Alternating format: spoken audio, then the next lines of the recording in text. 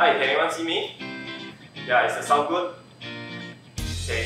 Hi everyone, I'm Kaping, the research scientist from NTBio, and today I'm going to show you how to prepare the plant sample and how to use the FastSpread 34.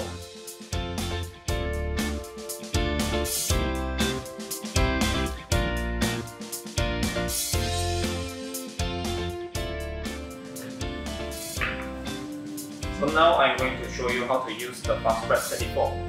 Over here is the machine. This is the latest model in our FastSpread family.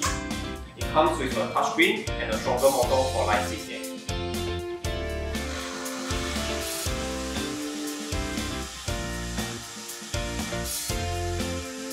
If you have any questions, kindly contact us, and we can also arrange a personalized live demo specifically for your samples. That's all for today. Thank you. Goodbye.